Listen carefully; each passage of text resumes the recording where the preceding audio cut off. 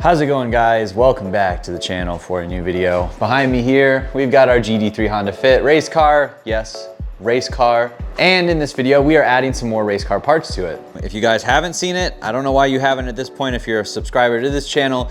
This is our 2007 GD3 Honda Fit. It has been turned into a little track toy autocross weapon with the good tires, good wheels, good steering wheel interior, all this stuff that we put on, from coilovers to sway bars and, you know, kids' car seats, because the Fit race car can be a great daily when I need it to as well. And the one thing that has been lacking since day one is this driver's seat. And I know a Honda Fit is meant to be an economy car, and it still very much is an economy car. It gets good gas mileage. We haven't really done anything to the engine outside of adding a muffler and an intake, so everything is super reliable still. It is really slow, but around the corners and on an autocross course, it is really fun. And my main issue is the seating position is real bad. I'm sitting very upright. I feel almost like I'm kind of driving like a U-Haul right now.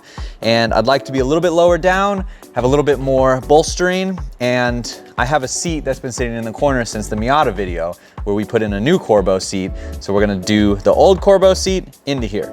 Everything unpacked from the last autocross, because we're gonna be ready for the next autocross with this. This is a Corbeau Forza seat. It's very entry level. I've gone over all of this in the previous video for the Miata install, but I did end up getting the seat rail and slider from Corbeau for the Corbeau seat, and it does look absolutely filthy right now, and throwing in the lumbar support and everything that we did do. Pretty tired of messing with seats, but we need to get this done because we need to be ready for the next autocross event, and this video is already late. Sorry, this video is late. I've had a super long week. I've been single dadding it and waking up very early every day, so I'm just a little bit tired, but we're gonna power through, get this video shot, get this part installed, make sure and hope that everything fits.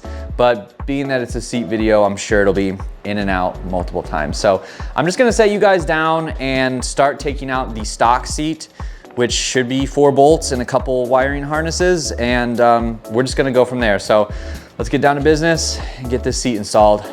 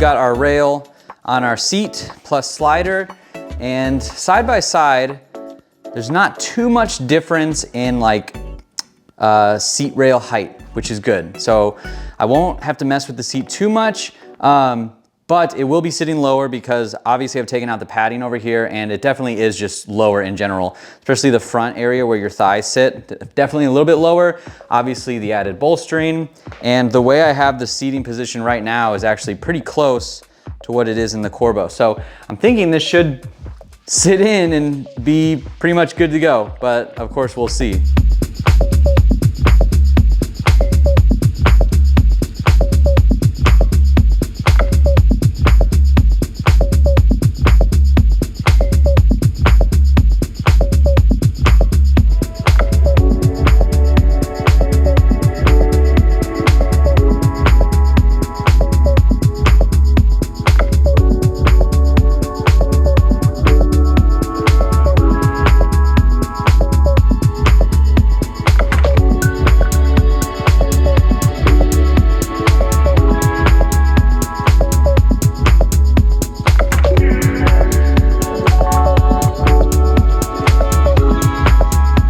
right, well, this might have been one of the easiest seat installs I've done.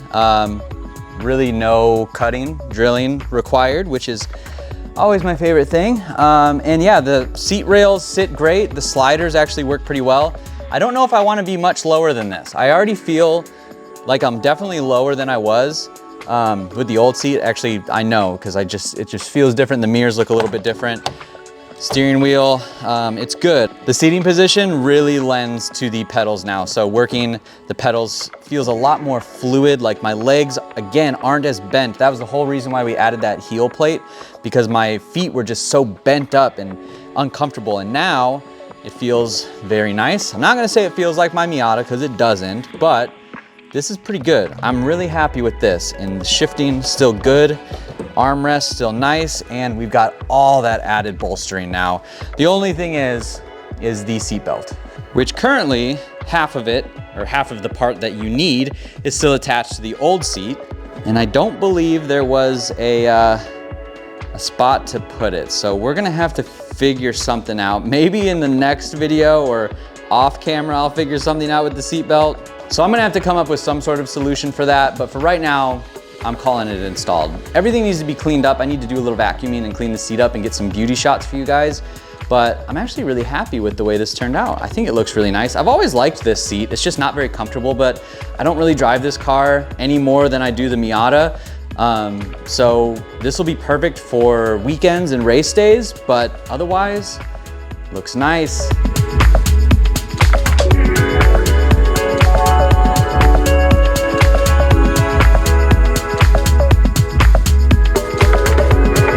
Okay, we are in GD3 in the seat. Ended up finding a solution for the seat belt. So it was a manufacturing error on Corbeau's end. They made it right. I'm keeping the seat rail as is, because what I ended up doing, which is gonna work for me best anyways, is I mounted the OEM seat belt clicker to the floor, like with the seat rail and everything. And then I ran a seatbelt extension through the hole right here. And I also took my seatbelt apart and then ran this lap belt through the other side bolster spot as well. Now, not a harness, but we have a pretty good system of being pretty snug with the OEM seatbelt. Nothing's really changed outside of just having it run through the sides over my lap, and I'm pretty good with this. So with that being said, now let's go do a seat review. This seat is definitely better than the OEM GD3 seats, and I think part of that is just because I'm so used to this seat.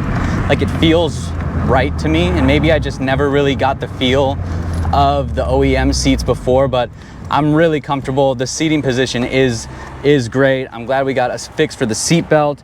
No lights on the dash, no airbag light, no seatbelt light, and the slider still works, which is super cool. So really anyone can get in this car and drive it. I adjusted the steering wheel a little bit. I adjusted my mirrors, sitting a little bit lower. I'm super happy that I saved this seat to put in the Fit, because it's perfect. It's exactly what it needed. Cheap modifications that just work. And the bolstering is good. It's not as good as the FX1 Pro, but the bolstering in this is so much better than stock that I'm not even gonna try and compare the two.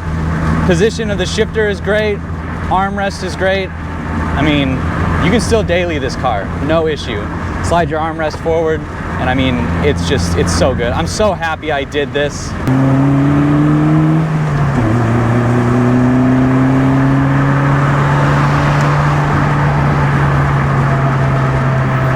We don't really have too many turns we can take in Texas, but we do have we have U-turns, so you can kind of see. Oh, nope, can't do it. Stupid old man. I mean, I can definitely feel the bolstering if I leave my body loose in the seat.